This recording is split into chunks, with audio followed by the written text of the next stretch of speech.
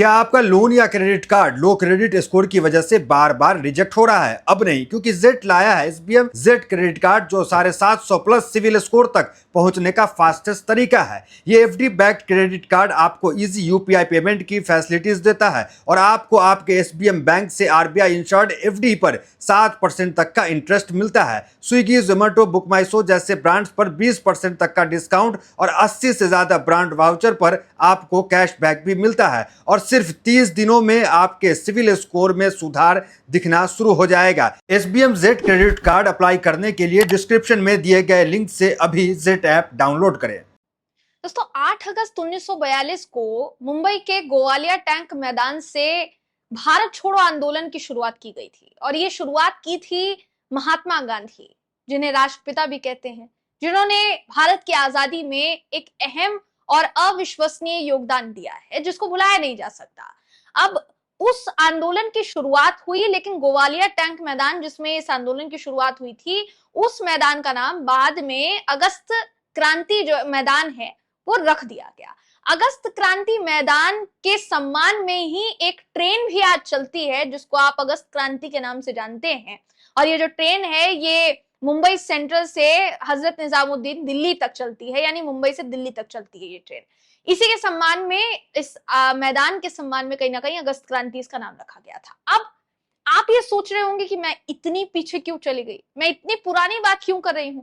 उसका कारण है दोस्तों, कारण ये है कि अगस्त क्रांति का नाम हमने 1942 में सुना था और अब फिर एक बार 2025 में इसी अगस्त क्रांति का नाम हम बिहार में सुनने वाले हैं। बिहार जो क्रांति और आंदोलन की धरती रही है, जहां जेपी का आंदोलन हुआ, जहां से महात्मा बुद्ध आते हैं, उस धरती से एक बार फिर से ऐसी ही क्रांति की शुरुआत होने जा रही है और उसकी शुरुआत करने वाला है महागठबंधन, जिसका नेतृत्व करेंगे तेजस्वी यादव और राहुल गांधी। इस खबर में मैं आपको बताऊंगी दोस्तों कि रक्षाबंधन के बाद बिहार में ऐसी क्या राजनीतिक गतिविधि होने वाली है जिसे अभी से सुनकर एनडीए के पसीने छूट गए हैं। आखिर तक इस वीडियो को जरूर देखिएगा, बने रहिएगा दोस्तों, जानकारी आपको बताऊंगी। नमस्कार, मेरा नाम है जयंती झा और आप देख रहे हैं पीआरबी न्यूज।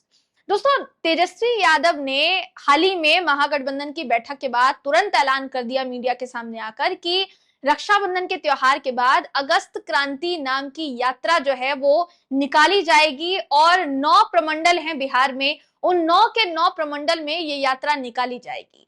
कार्यकर्ता भी मौजूद रहेंगे, बड़े बड़े दिग्गज नेता भी मौजूद रहेंगे। नेतृत्व अगर कोई करेगा तो वो राहुल गांधी और तेजस्वी यादव होंगे। इसमें सबसे अहम मुद्दा अगर कोई होगा तो वो एसआईआर का होगा, यानी स्पेशल इंटेंसिव रिवीजन, विशेष गहन पुनरीक्षण, जो चुनाव आयोग द्वारा बिहार में करवाया जा रहा है। और अब यह भी कहा जा रहा है कि बिहार के बाद एक एक राज्य की बारी आएगी जहां चुनाव आयोग यही काम करेगा।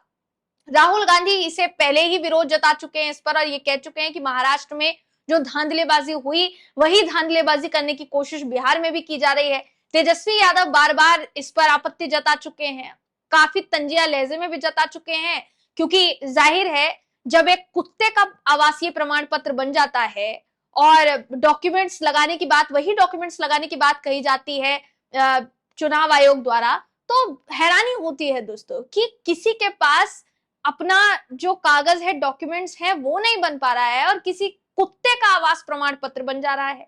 इस पर आपत्ति जताते हुए और तंजिया लहजे में कहीं ना कहीं तेजस्वी यादव ने बीते दिनों मजाक भी उड़ाया था और ये कहा था कि इसी से समझा जा सकता है कि जो एसआईआर करवाया जा रहा है, जिसको लेकर के ये कहा जा रहा है कि फर्जी मतदाताओं को पहचाना जाएगा, ये कितना फर्जी प्रोसेस है, इसी से समझा जा सकता है। तो तेजस्वी यादव और राहुल गांधी बिहार में इस महीने रक्षाबंधन के बाद आपको सड़क पर रैली करते हुए, यात्रा निकालते हुए नजर आएंगे। अब जरा आपको बता देते हैं कि तेजस्वी यादव ने अपने ऐलान में और क्या क्या कहा है।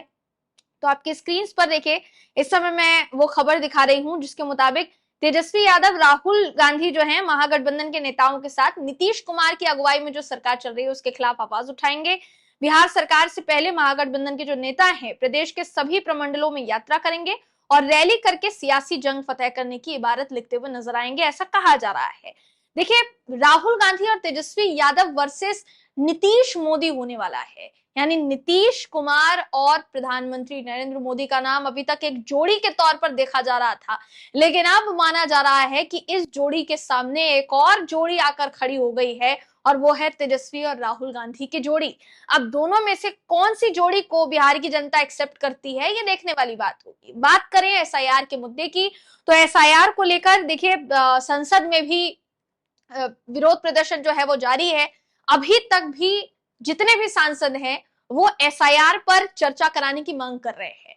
कई सांसदों ने लोकसभा स्पीकर ओम बिरला को पत्र लिखा है कि हम एसआईआर पर एक पूरी की पूरी चर्चा चाहते हैं, और ये चर्चा की मांग अभी से नहीं, मानसून सत्र की शुरुआत जब से हुई दोस्तों तब से हो रही है। इसके चलते कई बार मानसून सत्र के दौरान सदन जो है उसको स्थगित भी करना पड़ा। आज भी यही हाल है, जब मैं ये वीडियो शूट कर रही हूं, कई बार स्थगन हुआ है संसद का।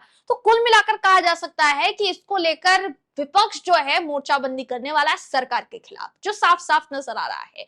कई ऐसे पत्रकार हैं जो जाकर पूछ रहे हैं कि एसआईआर को लेकर उनका क्या मानना है। इनफैक्ट पीआरबी की जो टीम है, हमारी जो टीम है, वो भी बिहार के कोने कोने में जाकर आप तक असली जनता का मत पहुंचाने की कोशिश कर रही है कि जनता क्या सोचती है, एसआईआर को लेकर उनका क्या सोचना है, बाकी के मुद्दों को लेकर उनका क्या सोचना है, और हम सच दिखाने का प्रयास जो है देखिए कर रहे हैं।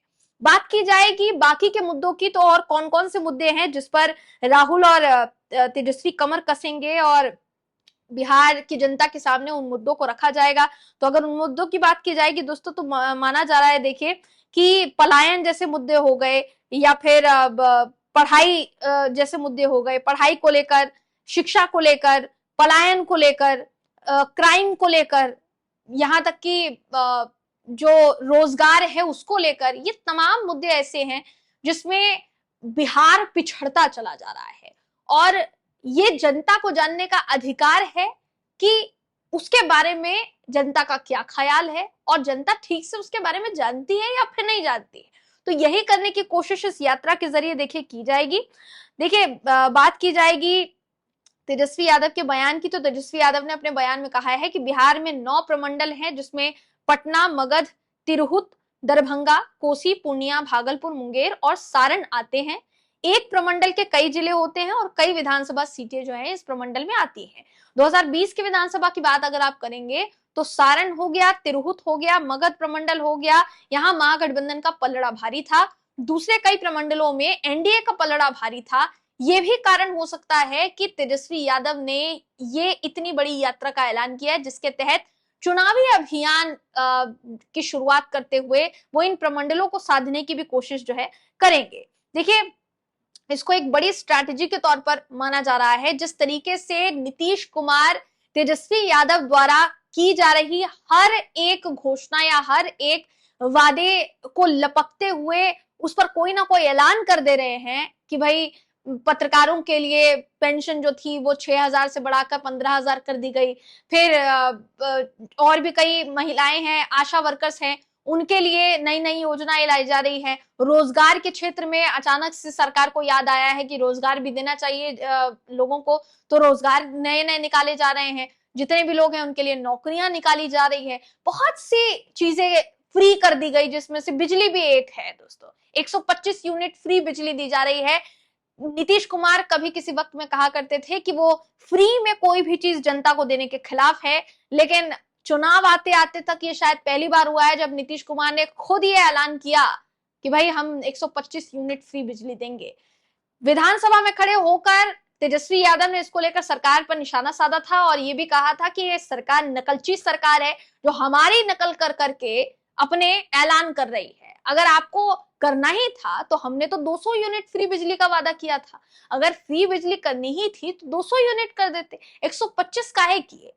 तो तेजस्वी और राहुल दोनों मिलकर अब इस बार बिहार में नीतीश और प्रधानमंत्री मोदी की जोड़ी को तगड़ी टक्कर देने वाले हैं दोस्तों। देखने वाली बात यह होगी कि इस यात्रा की शुरुआत जब की जाएगी तो इसका प्रभाव क्या पड़ता है बिहार में खासकर।